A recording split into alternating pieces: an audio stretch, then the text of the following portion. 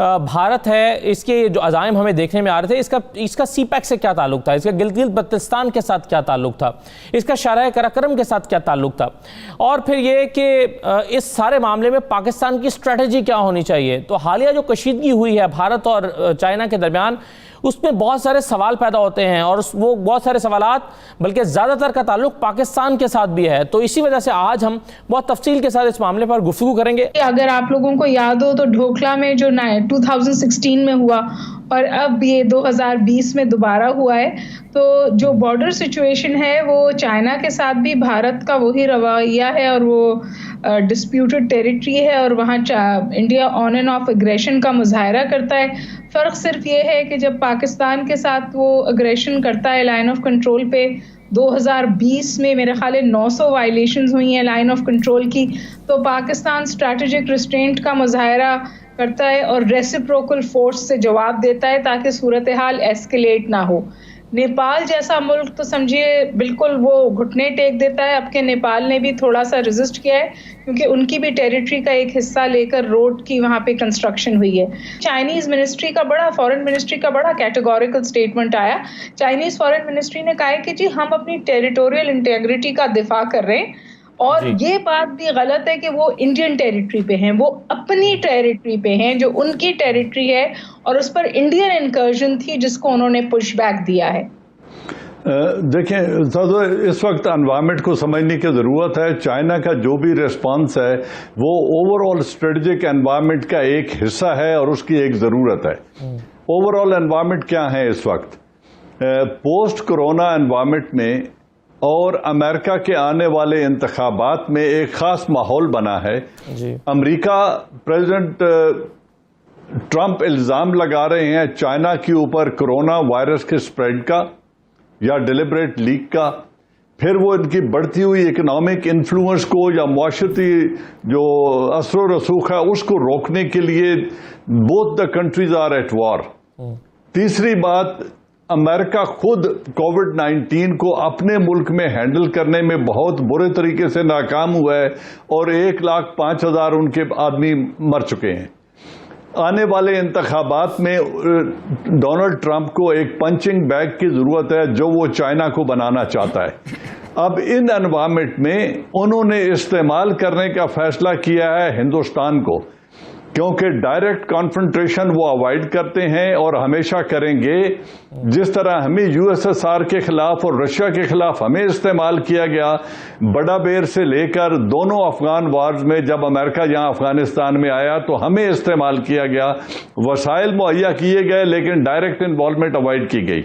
अभी इस तरह उन्होंने इस दफा हिंदुस्तान को इस्तेमाल किया है। हिंदुस्तान को उन्होंने एक एडवांटेज दिया है, बहुत बड़ा स्ट्रेटेजिक एडवांटेज दिया है, और वो है कि आप कश्मीर को 370 और 35A रिवोक कर दें। आपके खिलाफ कोई इंटरनेशनल एक्शन नहीं होगा, ना सैंक्शन लगेंगी, ना आपके ऊपर कोई दबाव आएगा, न यूनाइटेड नेशन आपके खिलाफ कोई कार्रवाई करेगी। आप इसको हड़प कर जाएं कश्मीर को। और इतना बड़ा एडवांटेज देने के बाद वो उससे जो ले रहे हैं वो दो चीजें तीन हैं जी। पहली बात यह है कि वो जो चाइनीज सेंसिटिविटी है साउथ चाइना सी में, क्योंकि चाइना ने 1 अरब 40 करोड़ लोगों का पेट भरना है, उसकी मुआशी जरूरतें और एनर्जी की जरूरतें बहुत ज्यादा हैं। साउथ चाइना सी में उसकी मुश्किलात का इजाफा अमेरिका कर सकता है। जापान, ऑस्ट्रेलिया, इंडिया और अमेरिका का जो 4 मुल्की मुआहदा है उसके तहत हो सकता है। ताइवान में उनके लिए प्रॉब्लम क्रिएट हो सकते हैं, और साउथ चाइना सी और सी ऑफ जापान में उनकी मूवमेंट को इंटरप्ट किया जा सकता है। तो उसकी तमाम तर तिजारत को रोकने के इम्कानात हैं। लिहाजा चाइना चाहता है कि सीपैक एंड सिल्क रूट खुला रहे और अल्टरनेट रूट समुद्रों के पानी तक रसाई का शॉर्टेस्ट रूट उसको अवेलेबल हो।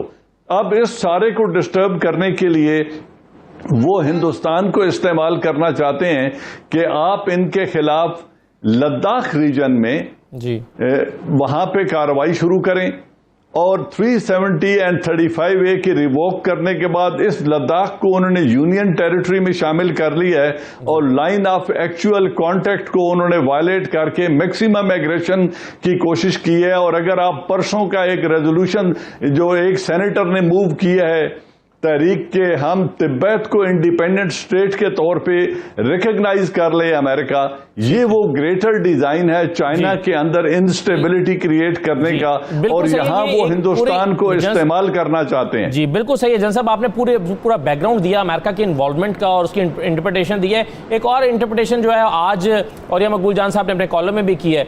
और ये साहब ये अगर अमेरिका ही इस पूरे प्लान के पीछे है तो अमेरिका फिर सालिसी की पेशकश लेकर क्यों आ गया? क्या ये मैं आप दोनों के दरमियान में सालिसी कराता हूं जिसको ना भारत ने कबूल किया ना चाइना ने कबूल किया, और जाहिर है चाइना ने तो करना भी नहीं था। तो ये अब इंटेंशंस क्या है अमेरिका की इस नई ऑफर के पीछे?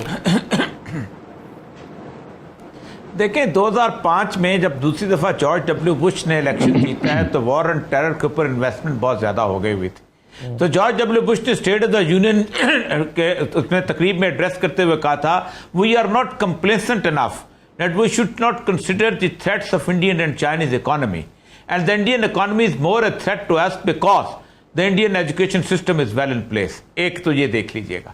दूसरा ये था कि जिस वक्त 2008 की मुकम्मल तौर पर तबाही और बर्बादी हुई है, $700 बिलियन मांगे हैं वॉल स्ट्रीट ने, तो रैंड कॉर्पोरेशन को एक रिपोर्ट बनाई गई थी और कहा गया था कि बताएं हमें क्या करें। तो उन्होंने ये कहा था कि $1400 अरब भी आग दे दें तो ये उठने वाला नहीं, ये बुलबुला फट चुका है, इकोनॉमिक बुलबुला, ये बहुत बुरा होगा।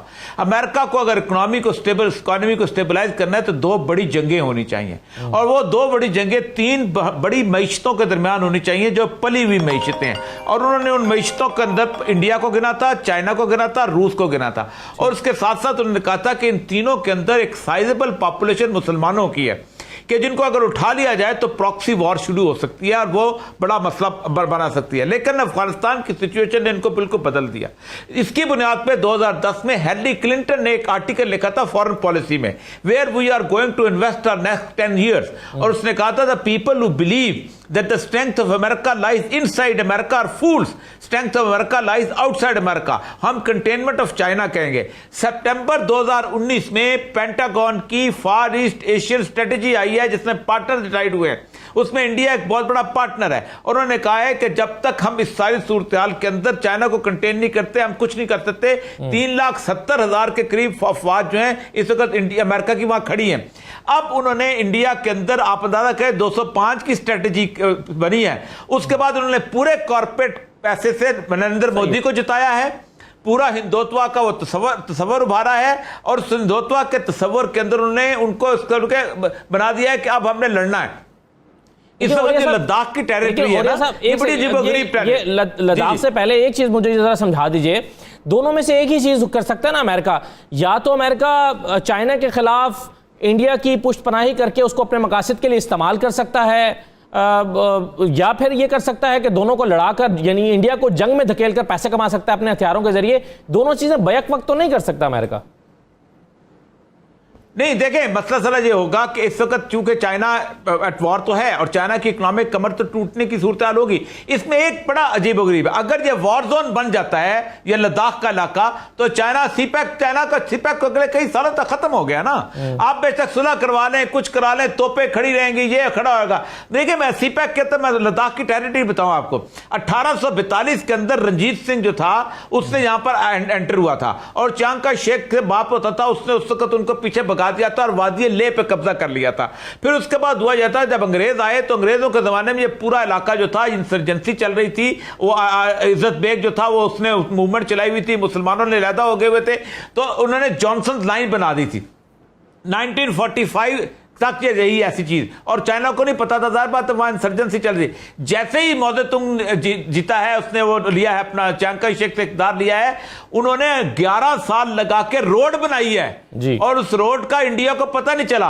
1949 में नेहरू ने कहा ये तुम क्या कर रहे हो, ये तो हमारी टेरिटरी है। उस पर 1965 ने जाके चाइना ने हमला किया था और 37,000 स्क्वायर किलोमीटर अक्सई चीन का इलाका कब्जा कर लिया था इसका और उसके ऊपर अपने नक्शे में जाहिर कर दिया था। चाइना का अपना नक्शा चल रहा है, ये वो इलाका है जो बेआबाद है, लेकिन इस इलाके में अगर जंग शुरू हो जाए तो आप सोचें कि पाकिस्तान का सी पैक जो है वो इसी तरह है जैसे कारगिल पे आप जाके बैठ गए थे और मसला बंद हो गया था। दूसरा डिस्प्यूट है सिक्किम का। सिक्किम का डिस्प्यूट ज्यादा अहम है। सिक्किम का डिस्प्यूट यह है कि ऊपर एक है चिकन नेस्ट लेक, वो जिसे कहते हैं बांग्लादेश के ऊपर एक 16 मील की पट्टी है। वो पट्टी अगर चाइना की तोपें वहां खड़ी हो जाए तो 7 रियासतें इंडिया की ऐसी हैं, त्रिपुरा है, मिजोरम है, नागालैंड है, सिक्किम है, जहां आजादी की उम्र चली है, वो कट जाती हैं और वहां पर इस वक्त फटा शुरू हुआ है। नेपाल ने कहा है कि देखो हम गोरखे थे, हमारी वजह से तुम्हारी फौज चलती थी, अब पीछे हट जाओ, हम पीछे हट जाओ। वहां एक और सिचुएशन बन गई है। बुनियादी तौर पर इंडिया को उन्होंने उलझा दिया है और इंडिया का जो हिंदू है वो समझता है देवता उतरेगा और वो उसको अभी भी परसों तरसों में पढ़ रहा था, उनके सारे जितने बड़े थे ना पंडित वो कह रहे थे ये कलयुग आ गया है, कलयुग में ये युद्ध है, ये आखिरी लड़ाई है, हिंदुत्व का परचम काबुल कंधार में लहराएगा।